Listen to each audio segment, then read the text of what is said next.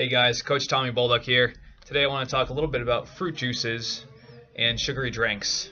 Why I think that most of you guys should be limiting them in your diet. So the term soft drink refers to any beverage with added sugar, other sweetener. This includes soda, fruit punch, lemonade, and other aids, sweetened powdered drinks, and sport and energy drinks. So that being said, fruit juice actually falls into that definition. So a lot of people think, I'm drinking something that comes from fruit. This has to be healthy for me. And we as a society have come to, believe that because there's a lot of marketing and a lot of things that go into that. And we've been taught to believe that. But I'm here to tell you that apple juice, orange juice, all of those things fall into the soft drink category. And oftentimes are not as healthy as you think they are. So people who drink these sugary beverages do not feel as full as if they had eaten them that same amount of calories as an actual meal. So if you had taken your time and chewed real food and it was digested slowly, it would keep you more satiated for longer. And there's a couple of reasons behind that, and that's because it's going to occupy, real food is going to occupy more space, more volume in your stomach. It's going to take you some time to chew it and to digest it, and the slower the better. And it's also, real food has its fiber still. So when you juice a fruit, whether it be an apple, an orange, or whatever kind of fruit juice, you're removing the fibrous food part from it and extracting just the juice. And that fiber is what slows down digestion, and that is good. We want the fiber still attached to the food. Fiber is the number one supplement taken for weight loss. It is the number one nutrient for weight loss, and it is very important for keeping us satiated or full. So when you remove the fiber, you're just left with the sugar, and most of the time what you're drinking when you think of apple juice or orange juice is not even that. It is a man-made look-alike of that. So fruit juice is not a better option. Even though it has more nutrients, it contains just as much sugar, even though it may be from fruit, and calories as soft drinks.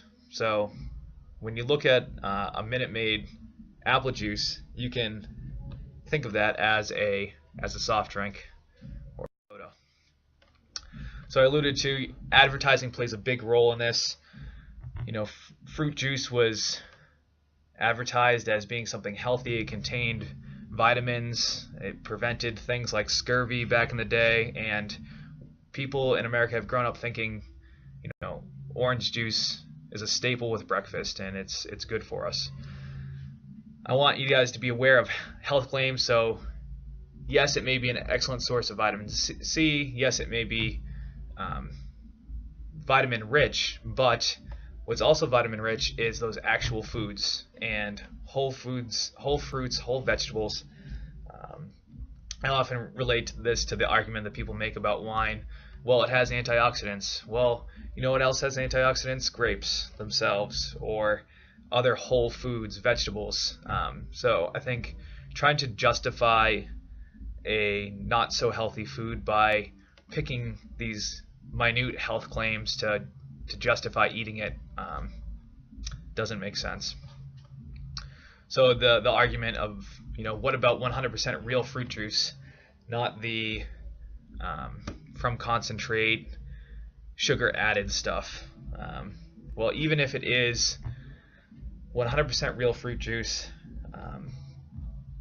it is likely going to take you about 4 to 6 oranges to create 1 8-ounce serving of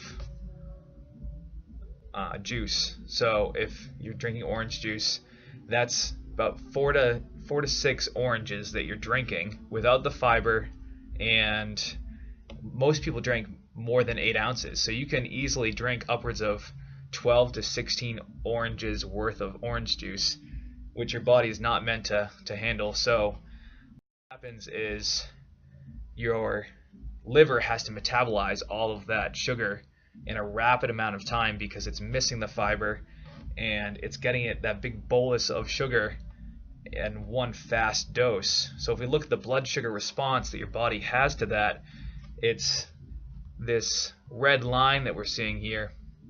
So we want to be in a healthy blood sugar range between these two green checkered lines here, and we want to kind of just ebb and flow up and down between these two green lines all day. And if we take a large amount of sugar, and the quickest way you do that is in liquid form when it's almost pure sugar, like an apple and orange juice, we get this large spike in blood sugar. And the only time that would ever be beneficial is if you are way down here and you need to get up into the green. Somebody who's diabetic, for example, that's why if somebody's feeling ill when they're diabetic, the go-to is usually pure sugar.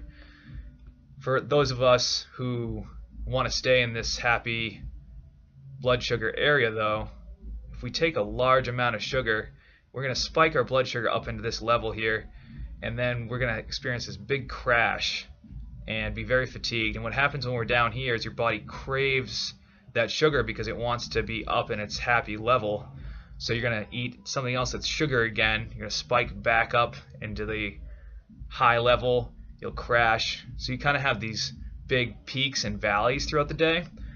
And when you're up in this upper level, this is when fat storage occurs, because your body has all this extra sugar that it does not need, and it's in excess, so it stores it as fat for fuel, thinking that it's doing you well.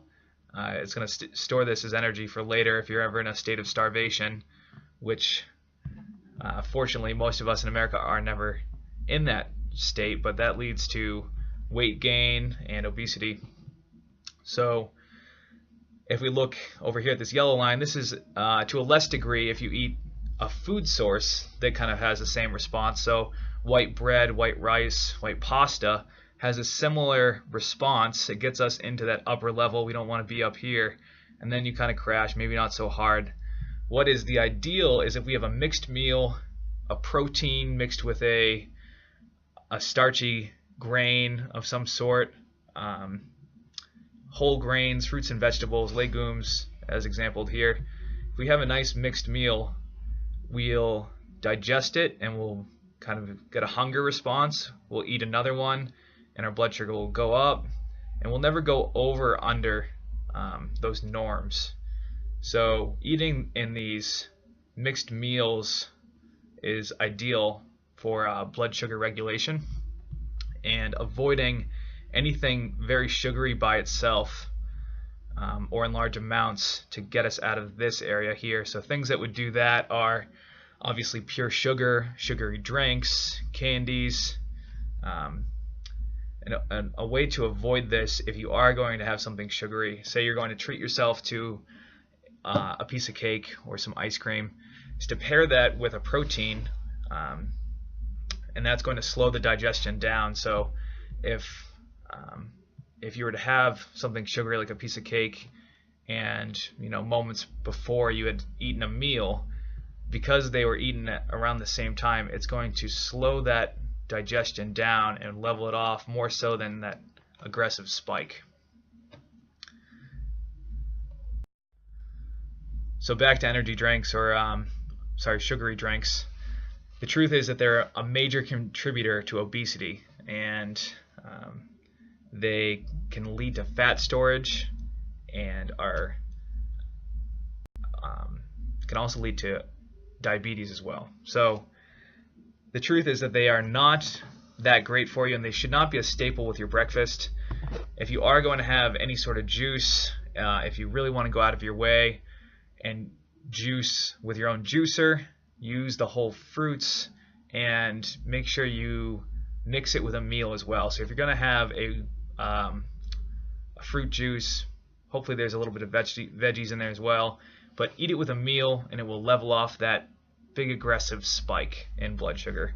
But they definitely should not be a staple in your diet, and should be a go-to alone as just a fluid to drink. So the goal should be to drink mostly 0-calorie beverages, and get most of your nutrition from real foods. So what do we do next? As I said, instead of drinking your fruits, eat them. Alright guys, till next time.